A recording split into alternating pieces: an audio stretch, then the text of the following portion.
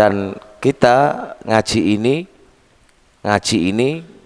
tentang apa? Cara, kiat-kiat atau tip-tip bagaimana caranya berkeluarga itu menjadi keluarga yang mawaddah warahmah lalu bahagia.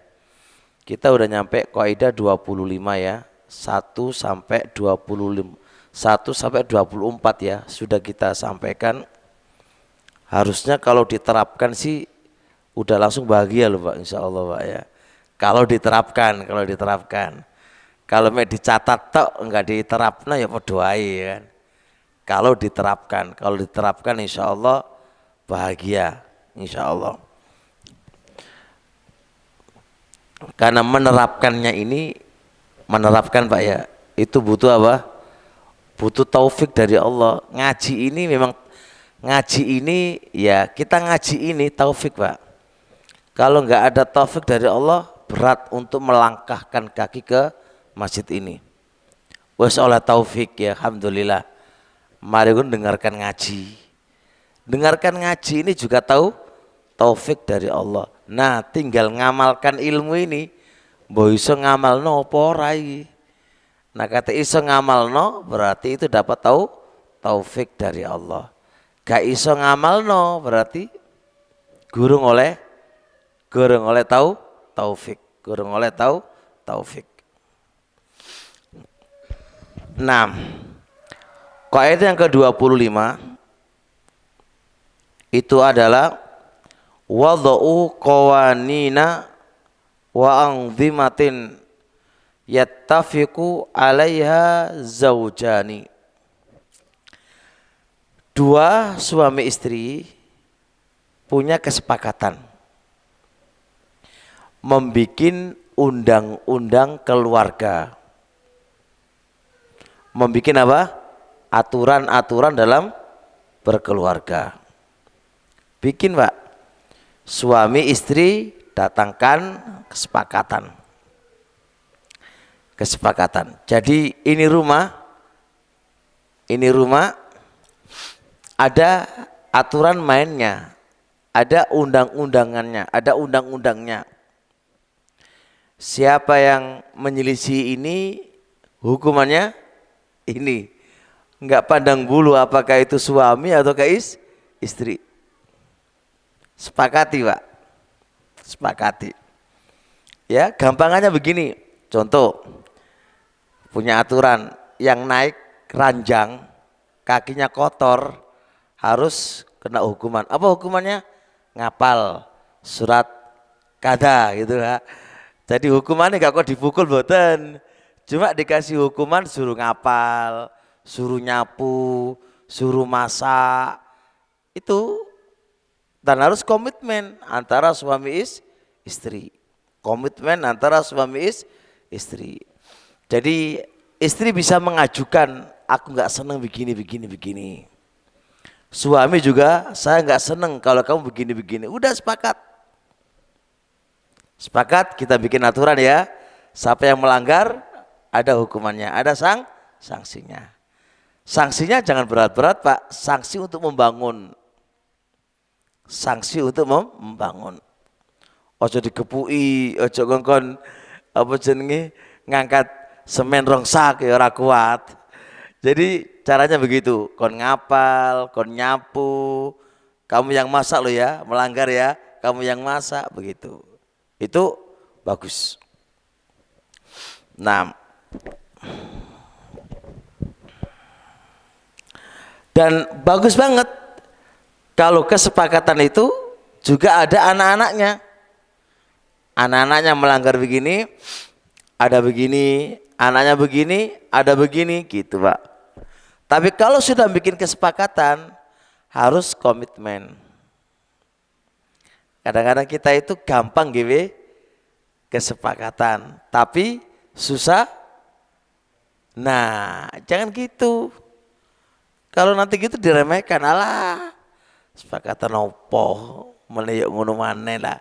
Jangan, diupayakan kita komitmen. Taib.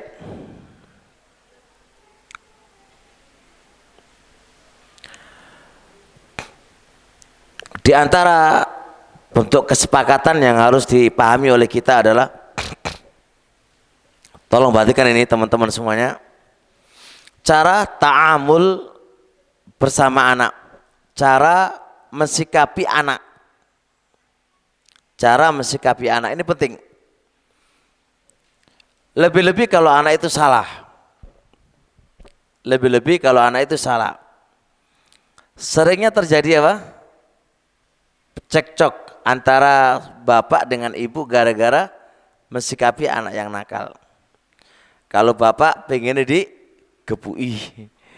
Kalau anaknya, kalau ibunya pengen apa?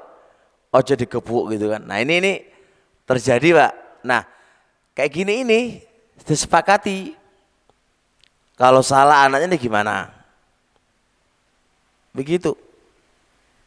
Dan tolong jangan ditampakkan perselisihan Anda dengan istri di depan anak.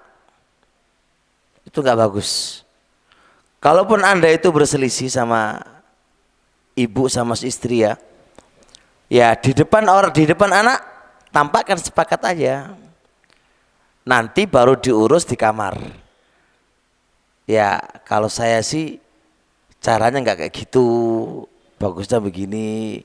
Diskusikan aja dengan diskusi yang bagus.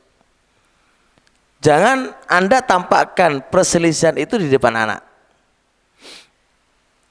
Ini orang tua kadang-kadang salah Pak.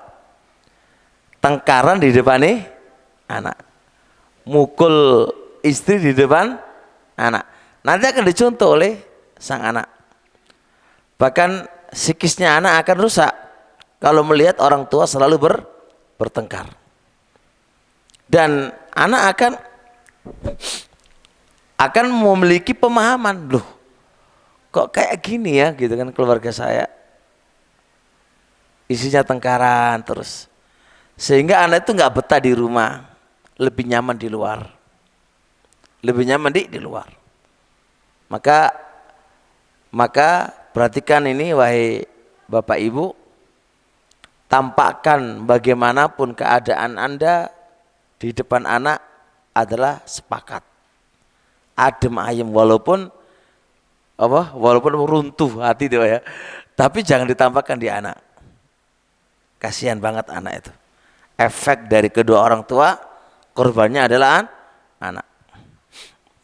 Nah, jadi ketika misal contoh bapak menampar anak jebret, ini taruhlah begitu. Sudah ibu diem aja.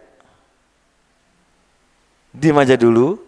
Nanti kalau sudah selesai, panggil bapaknya ke kamar. Sampaikan. Jangan kayak gitu mendidik anak. Diskusikan dengan baik. Jangan di depan anak. Kalau depan anak akan ada pembelaan dari ibu.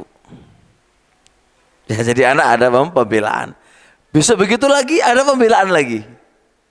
Jadi terkotak-kotak. Nah. Dan ingat, istri yang solihah selalu memahamkan kepada anak bagaimana jeripaya orang tua kepada kita. Sampaikan ke anak, Masya Allah ini loh jeripayanya Abi bisa begini itu karena Abi, begitu. Jangan kok malah dihabiskan orang tuanya di depan anak. Bapak kamu itu memang kacau, bapak kamu itu nggak bertanggung jawab, bapak kamu begini, ini fatal. Ya kan? Terkadang kan begitu ibu. Ibunya justru menjelek-jelekan apa? Suaminya di depan anak. Ini salah. Wong menampakkan perselisihan saja di depannya nggak boleh. Akan merusak psikisnya. Loh ini malah dijatuhkan ayah di depannya anak. Ini justru supaya anak itu bagaimana? Bapak itu mulia di depan anak harusnya dinaikkan. Malah ini kan bahasanya kan suruh menjauhi bapak. Ya kan? Nah kalau anak disuruh menjauhi terus mau kemana nanti ya anak itu? Ke bapak lain gitu kan? ke bapak lain. Ya tambah lucu semuanya, hancur semuanya keluarga. Begitu pula seorang ayah selalu memahamkan kepada anak jeripayahnya sang ibu. Jeripayahnya sang ibu. Terus begitu Pak, membangun kepercayaan anak kepada kedua orang tua.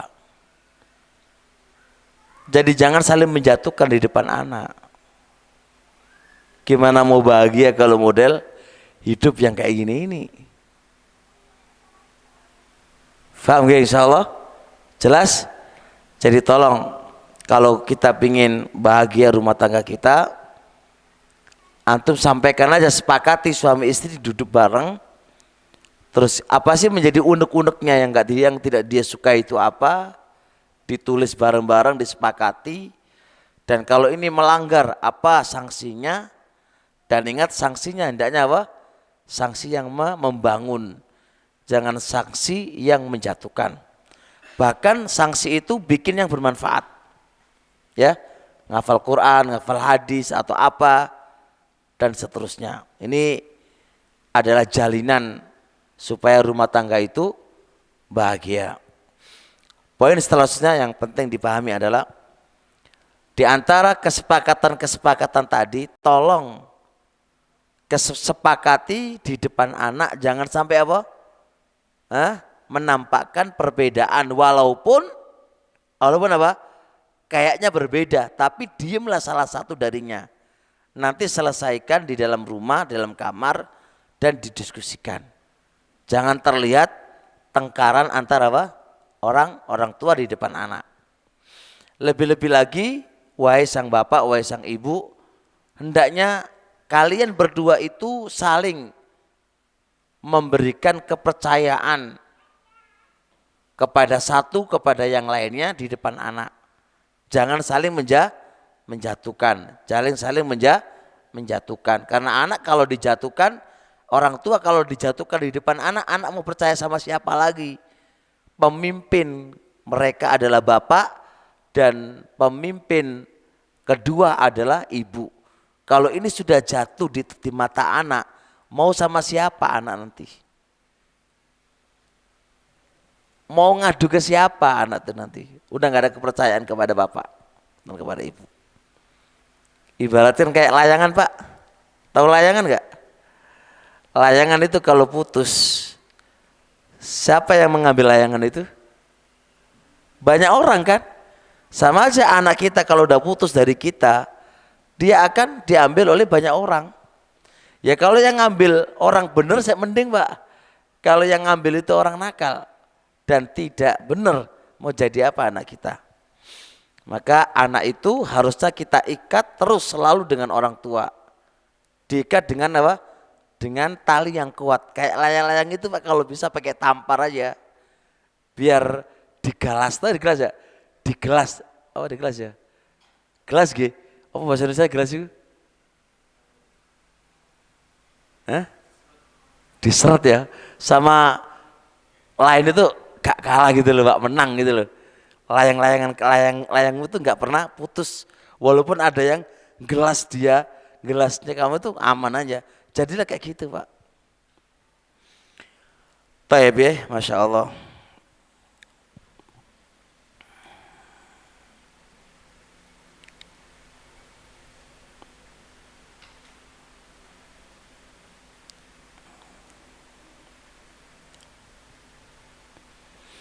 Taib ya.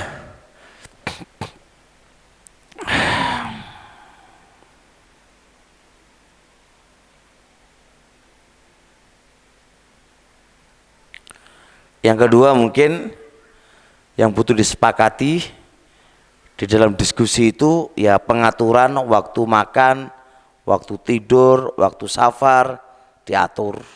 Makan jam berapa, tidur jam berapa disepakati. Ini kadang-kadang kan istri minta tidur, suaminya nggak mau tidur, suaminya nggak mau tidur, istri ingin kebalik-balik, ini sepakati. Jadwal makan sepakati. Ini remeh loh Pak, tapi kadang-kadang apa bikin masalah. Jadwal makan, suami datang, mana makannya? Ternyata belum masak. Suami marah-marah, jadi istri apa ini nggak becus, masak jam sekarang belum, malah rame ngomong sana. Ini karena tidak ada kesepakatan di antara kedua belah pihak. Kayak tidur, kayak safar, disepakati antara keduanya. Terus di antara poin kesepakatan adalah ketika mau tidur nggak boleh buka HP, jangan membuka poin perbedaan. Angkat turu buka HP, nanti sibuk ke HP-nya. Mau tidur buka diskusi. Nanti kalau sudah nggak enak, yang awalnya pingin peluk-peluk jadi marah-marah. Yang pinginnya tidurnya berhadapan jadi berlawanan. Dikarenakan apa? Waktunya tidur buka permasalahan. Sudah hentikan permasalahan nanti lagi. Yang penting kita pingin apa? Adem ayam ketika mau tidur. Gunakan waktu itu sebaik mungkin. Ya, berbaik apa? Sebaik mungkin. Jangan buka nikos. Jangan buka masalah yang jadi perpecahan. Jangan buka masalah yang jadi pertengkaran. Sering terjadi kan? Wis sudah kerja capek, dari pihak dia kerja itu pengen bermesraan sama istrinya, istri juga begitu, pengen disayang sama suaminya. Berangkat tidur, sudah direncanakan semuanya, istri atau suami buka masalah. Tersulutlah api, sudah hampa lagi harapan tadi. Ini kalau sekali dua kali nggak apa-apa, tapi kalau berkali-kali jadi masalah.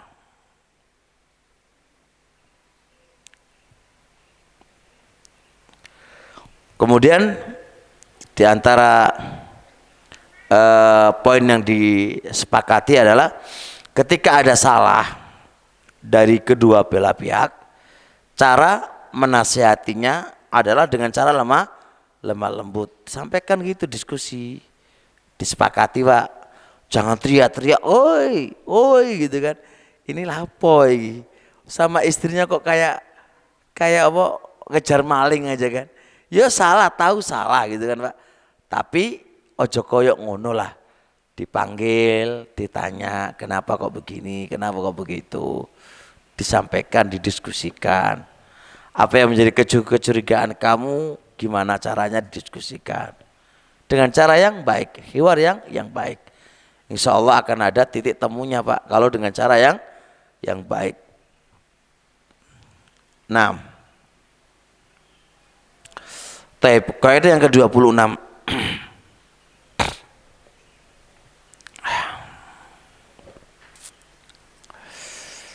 Salah satu sebab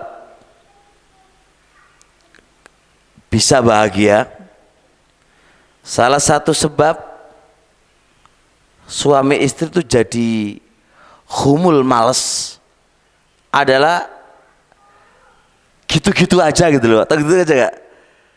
Sekian tahun itu cara mainnya hanya itu aja, satu aja diulang-ulang, nggak ada variasi, nggak ada variasi. Paham ya? Nggak ada variasi. Baik variasi dalam bikin makanan, variasi dalam berpakaian, variasi dalam memanggil, variasi dalam tempat tidur, variasi ketika berjima. Ini nggak ada. Ini salah satu penyebab istri juga nggak bergairah, suami juga nggak bergairah. Karena apa? Ita itu aja. Manusia memiliki sifat kebosanan. Itu jelas, manusia memiliki sifat apa? Kebosanan. Maka bagaimana caranya membuat variasi yang itu nggak bosan? Misal contoh, kalau istri masaknya hanya tempe digoreng, ya kan? Tempe digoreng, gitu aja. Bertahan sampai kapan Anda bisa makan dengan itu? Ada 5 hari Pak, pasti jenengan ngomong toh, kok lauknya kok tempe goreng aku piye sih? Coba tempe tapi ada variasinya kan nggak ada masalah toh. Sekali digoreng, sekali dimasukkan kuah, sekali di apa? Dibikin apa? Dibotok, sekali tempo digoreng manis. Kan enak, divariasi. Gitu loh. Paham gak? Nah, suami misal contoh memanggil istrinya itu satu kata itu tok, kok nggak ada variasi yang lain gitu loh. Itu juga kadang-kadang bikin bosan. Gerakan gerakan apa? Gerakan sayang itu ikut tok wae. Ya bikin bosan dong. Berarti suami harus belajar gimana belajar secara bervariasi, memvariasikan sebuah makanan, gerakan, panggilan, ini dan itu. Itu ternyata di beberapa buku-buku itu Pak, itu sebuah problem rumah tangga juga, problem rumah tangga juga. Problem rumah tangga juga. Apa rumah tangganya? Khomul, males. Males sih kenapa kok males? Ikut-ikut tok wae enggak bervariasi gitu kan. Enggak bervariasi. Bisa dipahami nggih? Ya kayak ranjang. Ranjang itu gampang Pak, ini aturan ranjang loh ranjang. Ranjang itu kan kalau menghadap ke sana itu kan kadang-kadang bosan. Coba istri dibalik, ranjang ini diputar, putar. Itu kan juga membuat apa? Suasana baru, baru. Kalau andai kata misal contoh apa namanya ini? Alas apa itu? Spray iku ayo juga bosan Mbak. Ganti spray seminggu, jangan seminggu ganti terus, butuh duit akeh kan Pak ya. Paling kayak sebulan berapa kali, 2 kali kayak paling nggak antum siapkan itu. Itu semua adalah mau apa namanya keadaan-keadaan yang membuat suasana baru. Dan ingat tabiatnya istri itu selalu sering bosan, sering bosan. Apalagi istri yang selalu di rumah kan, nggak tahu keadaan luar. Penampilannya suami kok ngono, ya bosan. Kadang ketawa lah, kadang gini kah, gini baru, gini model anyar. Itulah membahagiakan sang istri. Nah,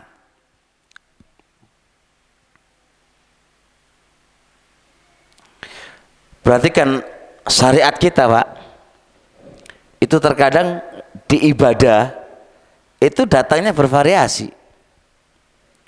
Kayak sholat, doa istiftah bervariasi. Takbir, mengangkat tangan sambil takbir itu kan itu juga bervariasi. Kemudian doa zikir tasyahud bervariasi. Menjawab adzan itu juga bervariasi. Banyak urusan ibadah itu bervariasi. Dan ulama mengatakan kenapa kok bervariasi? Karena itu yuzilul malala, menghilangkan rasa jenuh. Menghilangkan rasa jenuh. Dalam wudhu juga bervariasi. Terkadang 2, terkadang 1, terkadang 3. Itu semua diajarkan oleh Islam supaya bervariasi. Taib. Nah dari situ Pak, poin penting adalah ya antum agendakan rihla, jalan-jalan. Tapi jalan-jalannya jangan ke satu tempat, ganti-ganti. Walaupun tidak, yang penting nggak membutuhkan biaya besar. Sekali tempo ajak istri anak ke pantai ini, seminggu lagi pantai ini, seminggu lagi pantai itu harus ada waktu. Ojo kon jero nang omah wae. Ini adalah hal yang bisa membuat apa? Senangnya keluarga. Senangnya keluarga. Paham nggih? Terusnya dalam menyiapkan makanan. Jangan satu menu aja. Menu boleh sama tapi beda gayanya.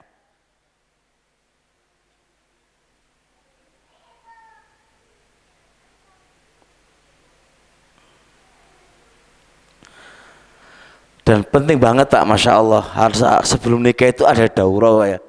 Daurah perbekalan kalau menjadi apa? Istri, menjadi suami itu kayak apa bekalnya? Menghadapi istri gimana, menghadapi suami itu gimana? Sering terjadi perceraian baru awal-awal nikah. Karena dia nggak punya bekal. Nggak punya bekal ketika istri baru menikah itu kan pengen suami kan get aja kan. Jimak get aja. Menjadi trauma istri itu. Harus ada daurah tentang kayak gini ini.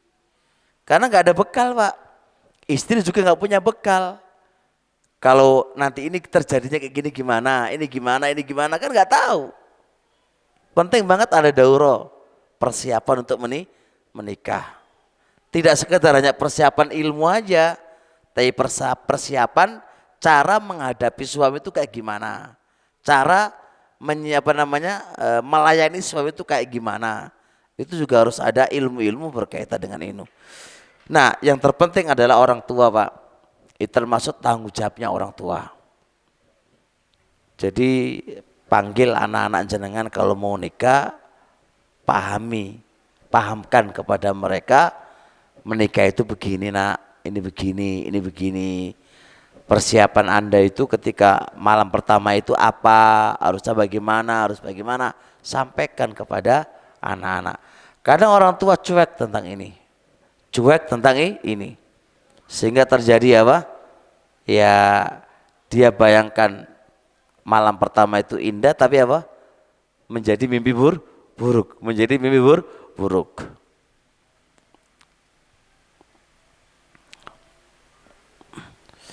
Faham gak insyaallah? Jelas? Kaidah yang ke-27. Siapa yang ngantuk? Mas ngantuk Mas? Nah jenengan nanya Mas biar gak ngantuk. Hah? Yang ngantuk saya suruh nanya loh ya. Yang ngantuk saya suruh nanya. Bikin pertanyaan. Pak, jenengan ngantuk kan? Coba bikin pertanyaan.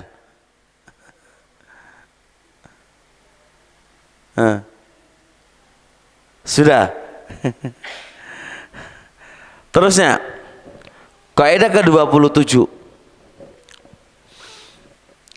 Masing-masing suami istri harus tahu haknya. Harus tahu kewajibannya.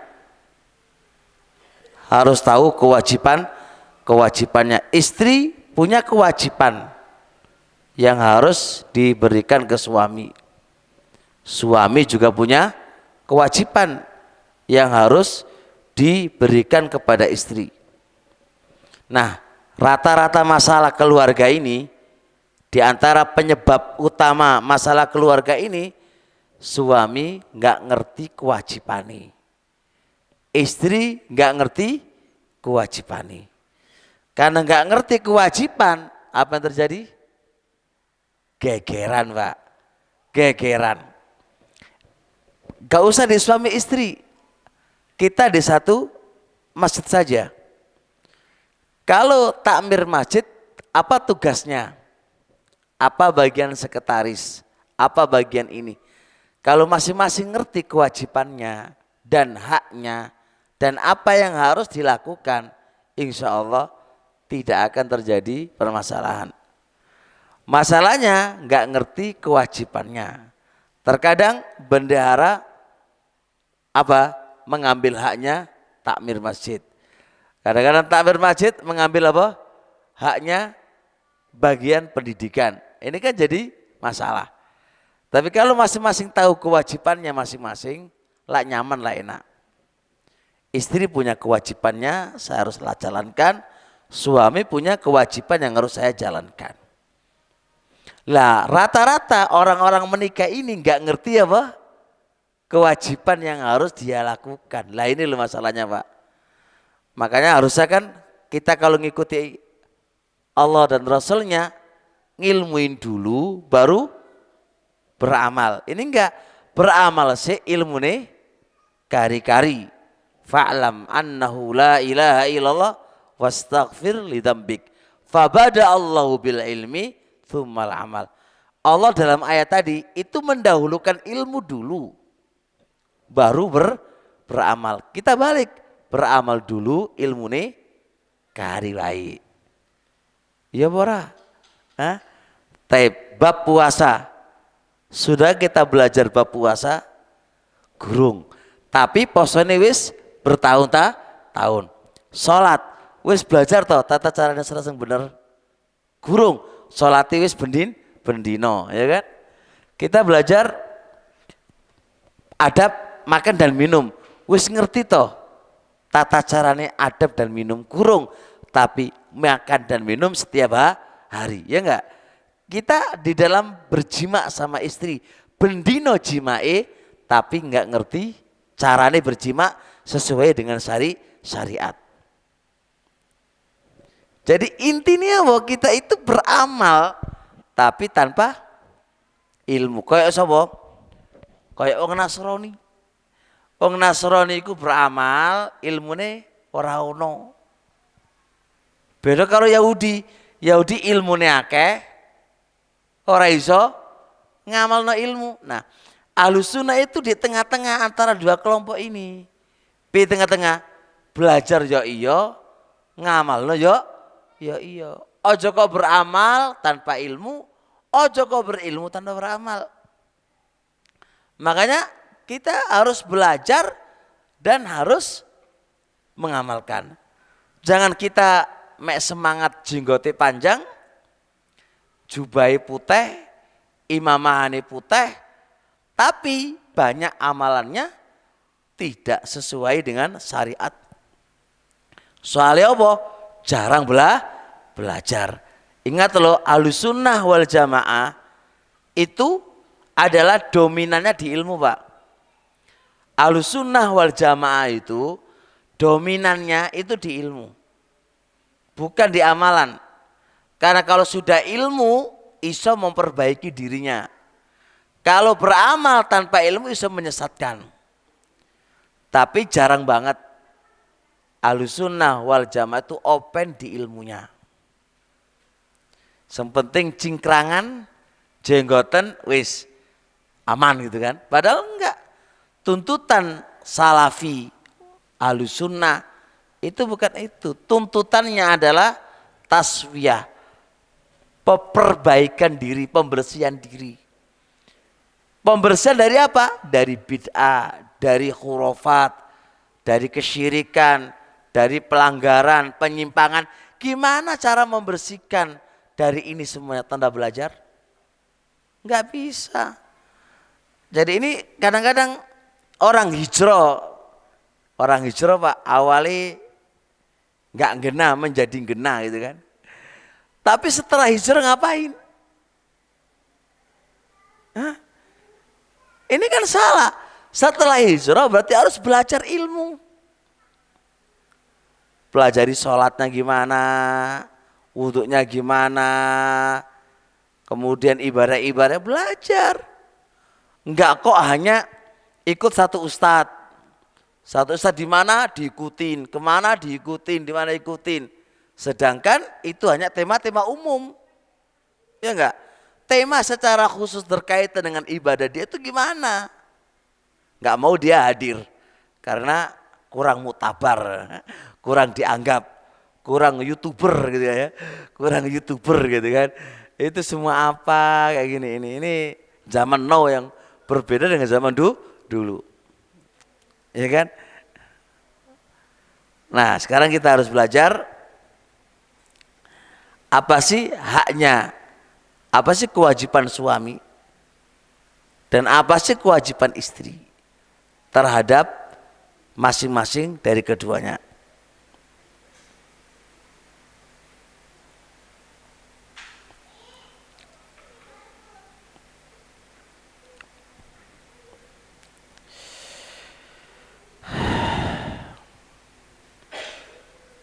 Taib.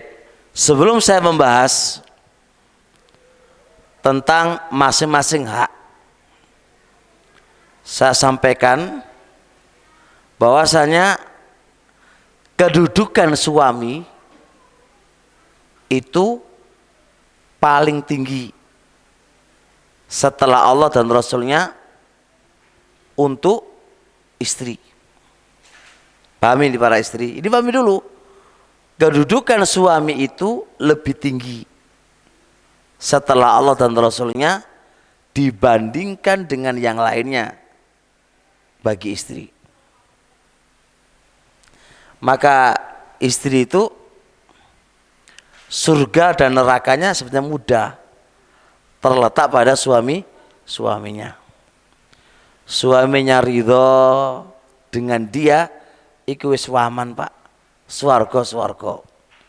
Walaupun ora iso maca kitab gundul, walaupun ora hafal Quran, walaupun dia wonge biasa, tapi berusaha menjadi istri solihah. Wis ora iso ora iso maca, ora iso ngapal Quran, gak iso ngapal hadis, gak iso ceramah, ora iso. Wis dia bisanya hanya melayani suami. Aku tak patuh kepada suamiku. Wis ngono tok wae, patuh wis. Enggak neko-neko wis. Aku hanya nurut kepada suamiku. Perintah, sepenting perintah orang melanggar syariat. Aku tak tabah, sabar menghadapi suamiku. Wis Pak, ngono tok wae, insyaallah Pak, swarga.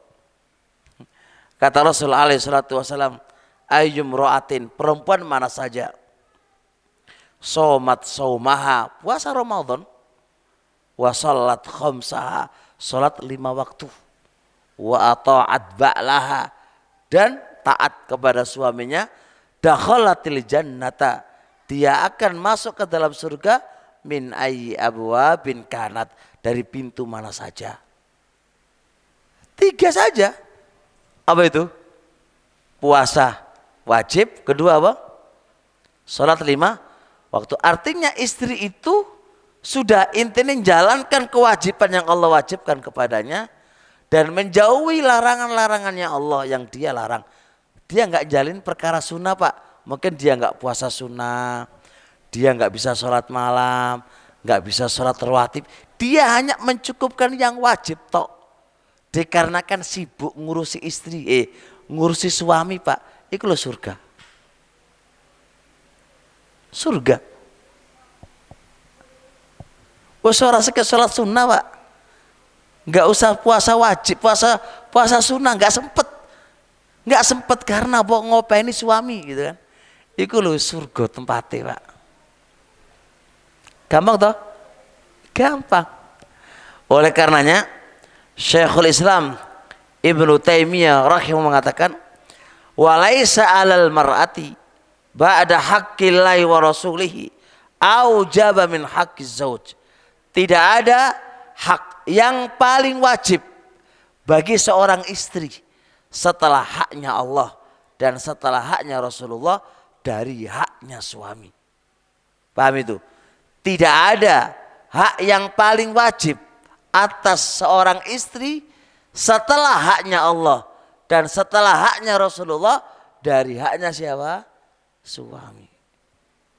Beliau berdalil dengan ucapan Nabi alaihi salatu wasalam, lau kuntu amiron ahada ayyasjuda li ahadin la amartul mar'ata antas juda li zaujiha li azami haqqihi alaiha. Andai kata boleh aku perintahkan seseorang supaya dia sujud kepada manusia, andai kata itu boleh, tentunya saya akan perintahkan seorang istri bersujud kepada suaminya. Dikarenakan amat besar haknya suami atas dia. Paham gak? Besar banget Pak. Tapi kadang istri mengabaikan suaminya. Terkadang istri nakal kepada suaminya. Terkadang istri nggak patuh kepada suaminya, malah patuh ke orang tuanya. Diomongi orang tua begini, didengerin, tapi omongannya suami tidak didengerin. Ini salah. Istri kalau sudah menikah, itu bukan hak yang terbesarnya kepada kedua orang tuanya, bukan. Hak terbesarnya adalah suami, bukan kepada orang tua. Jangan keliru itu. Itu udah melanggar syariat, itu udah dosa. Malah ke orang tuanya. Suaminya ditinggal. Ya kan? Nggak ngerti apa-apa. Malah patuh sami'na wa ata'na kepada sang bapak ibunya. Le, kamu ojo ngene le. Malah nurut. Suaminya suruh begini, ya kan? Bapak ibunya suruh begini, malah manut ke ibu bapaknya. Dosa kayak gini ini. Orang gena kayak gini ini. Kamu itu sudah miliknya suami. Pahami itu. Hak terbesar yang antum harus patuhi, yang anti harus patuhi itu ke suami. Gitu. Taib. Datang dari Nabi alaihi salatu wassalam, ada para wanita itu begini, lapor ke Nabi, ya Rasulullah, para wanita-wanita itu iri sama Nabi, iri sama kaum laki-laki. Para wanita iri pak, iri nih piye? Datang ke Rasul alaihi salatu wassalam, ya Rasulullah, innar rijala yujahiduna wa yatasaddaquna wa yaf'aluna wa yaf'alun. Wahai Rasulullah, enak banget kaum laki-laki itu. Mereka bisa berjihad di jalan Allah. Mereka bisa bersedekah. Mereka bisa begini dan begitu. Kami la naf'alu dzalik. Ora iso berbuat apa-apa. Ya enggak? Irinya bagus. Lu kok enak banget ya, laki-laki dapat pahala banyak ya gitu kan. Apa kata Rasul alaihi salatu wasallam? Faqala Nabi alaihi salatu wasallam, husnu taba'uli ihdakunna ya'dilu dzalika, kata Rasulullah. Baiknya salah satu dari kalian kepada suaminya itu pahalanya sudah menandingi laki-laki itu. Bayangkan Pak, baiknya seorang istri kepada suaminya itu pahalanya bisa ya'dilu, menandingi pahalanya kaum laki-laki berjihad, bersedekah, berperang, safar dakwah, capek letih. Itu bisa mudah, istri mudah banget. Dia datang, suaminya pulang, disayang, dibaikin, suami ridho, lo pahalai lo, iso menandingi pahalanya kaum laki-laki. Enak apa? Enak banget. Tapi susah ngelakon. Apa yang menjadi susah itu apa? Pertanyaan, apa yang susah itu apa? Suaminya Ustadz gak beres, nah itu udah masalahnya. Nah,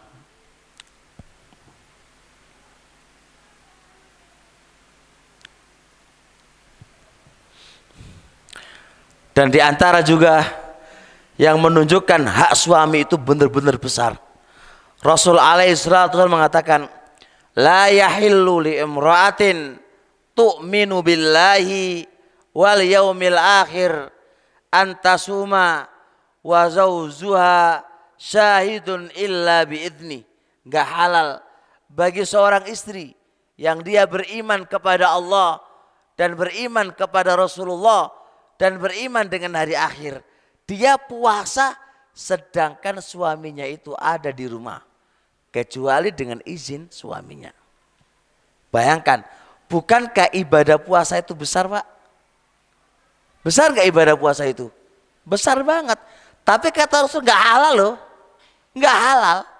Kecuali izin ke suaminya dulu. Bayangkan. Ini ibadah puasa Pak. Itu masih kalah dengan haknya apa? Haknya suami. Bukankah puasa itu haknya Allah? Haknya Allah itu. Tapi sunnah loh. Tapi sunnah.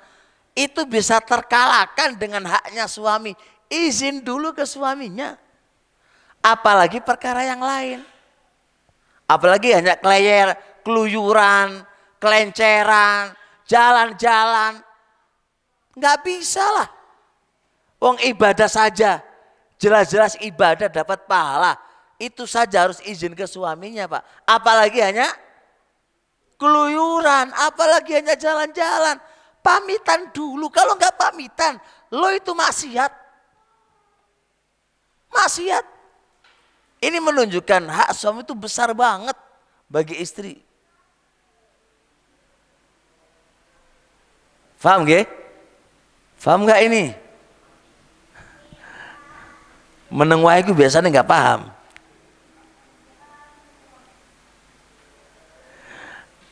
Tapi kita lihat lagi bagaimana pentingnya hak suami. Bukankah istri bisa masuk neraka gara-gara dia kufur kepada suaminya? Ya enggak? Hadis ma'ruf. Penghuni neraka itu kebanyakan para wanita. Kenapa coba? Yakfurna al-ashiro, kufur kepada suaminya. Mana kufur? Enggak mengakui kebaikan suaminya, masuk neraka loh. Padahal dia sholat, padahal dia puasa, padahal masya Allah sholat malam ya, taruhlah begitu kan. Tapi nggak mengakui kebaikan suaminya, neraka tempatnya. Suami nggak punya kebaikan sama sekali di sisi wanita itu. Padahal dia makan dari mana? Semuanya dari mana? Dari suami. Kadang-kadang ngetok-ngetok lo dari orang tuanya, padahal plus kutus nggak ada. Ini kan nggak benar. Bisa dipahami nggak Pak? Nah ini loh poinnya Pak, barakallahu fiik. Jadi wanita istri itu sebenarnya gampang pol mlebu swarga. Sempatnya ngapa? Manut karo suami ini. Tapi suami itu senggena, suami orang gena ya, orang seki manut, orang gena. Maksudnya suami ini gena, perintahin gena, ya kan?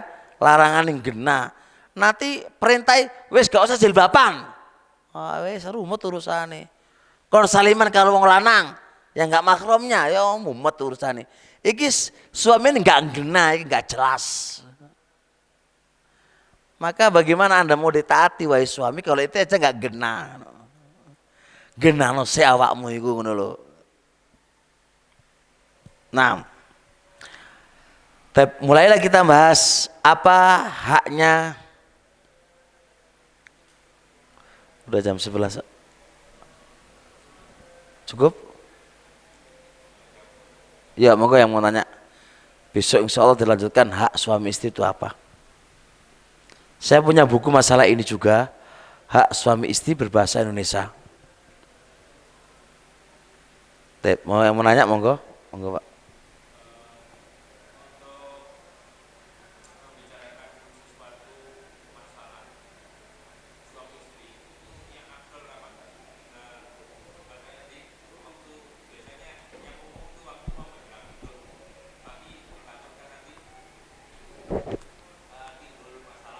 Jangan Pak, jangan pas mau tidur Pak. Masing-masing tahu kadar dirinya masing-masing. Nggak bisa kita katakan afdal Pak. Artinya nggak bisa kita tentukan waktu, nggak bisa. Masing-masing orang punya apa? Punya irama sendiri-sendiri. Ada yang mengatakan pas afdalnya itu pas ngobrol nyantai di pinggir pantai, suasana enak. Tapi kaidahnya begini, kaidahnya Pak, kaidahnya. Bikin istri seweneng sih. Kalau istri seweneng sih baru gampang ngomongannya Pak. Tuh kok nopo ngono lho Pak.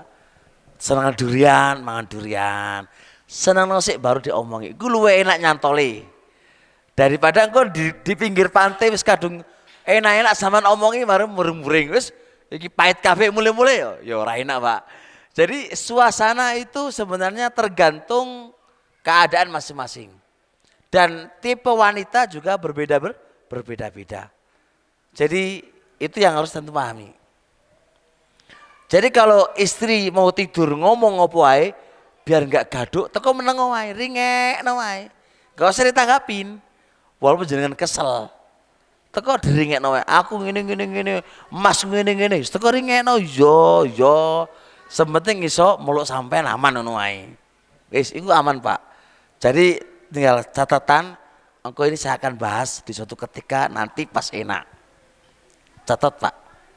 Jadi harus punya lembaran khusus apa menerima kritikannya istri.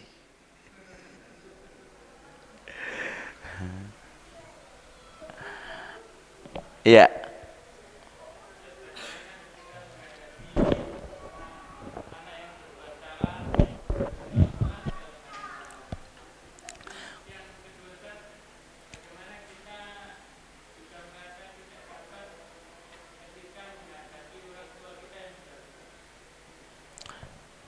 Pertanyaan pertama, gimana cara menghadapi anak yang berbuat salah berulang-ulang?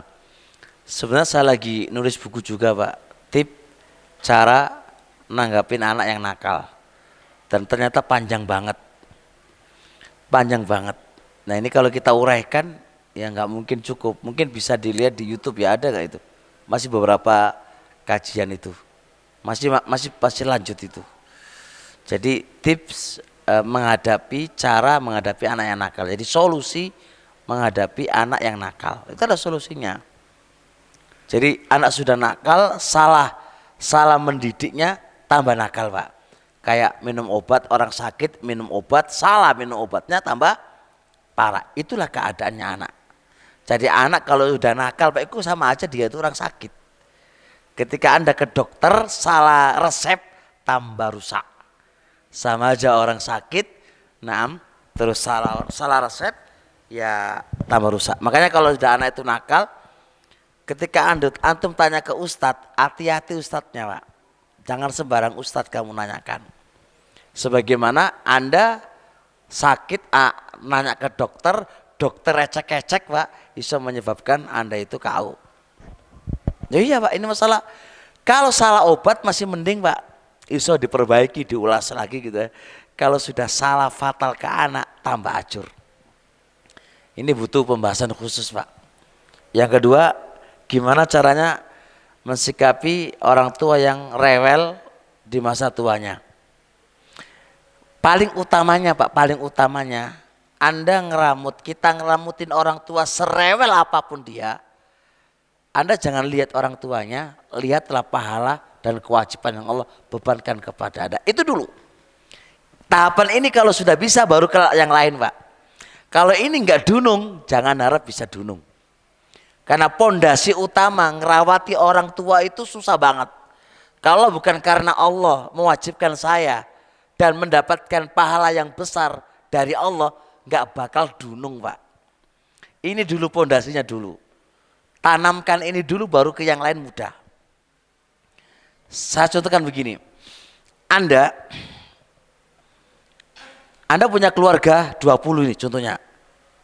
Dan Anda yakin saya kalau enggak di perusahaan itu saya enggak bisa makan. Ini taruhlah begitu, enggak bisa makan. Anda digaji di perusahaan itu sebulannya itu 50 juta. Saya yakin, Pak, diapakno karo apa? Perusahaan diomeli itu kok sabar wae. Sepenting oleh duit 50 juta. Ya enggak, Ten? Karena Anda di belakang Anda 20 orang ini enggak makan, nanti kalau Anda dipecat itu dan Anda enggak bisa kerja di tempat yang lain. Saya yakin dia apa disaduk pun meneng aja, Pak. Sementing enggak matain aku ngono wae. Ya ora? Anda berpikir begitu kan? Karena apa? Karena saya punya keluarga. Dan saya digaji 50 juta per 1 bulan. Dan enggak ada di tempat yang lain, enggak ada. Kalau ini sampean paham, maka lebih besar lagi pahala yang Allah berikan kepada kita. Berarti sabaro, wong tua ngomong apa itu kok menengo wae. Anggap aja ra keringi ngono wae. Di mahal itu kok meneng wae. Karena atma kan dapat gaji besar gitu loh, Pak. Dan ini kewajiban yang Allah wajibkan kepada kita. Kewajiban Pak piye maneh itu kok sabar ngono wae. Ini teori, Pak, prakteknya nunggu taufik dari Allah Subhanahu wa taala. Gak gampang. Ana sampaikan pondasi dulu, Pak. Yang lain-lain itu gampang. Kalau itu udah jalan, yang lain mudah. Kalau ini nggak jalan, teori apapun nggak melaku, Pak. Nggak melaku. Wis, deal? Deal. Sampai di sini insyaallah. Subhanakallah hamdik. Asyhadu an la ilaha illa anta astaghfiruka wa atubu ilaik. Assalamualaikum warahmatullahi wabarakatuh.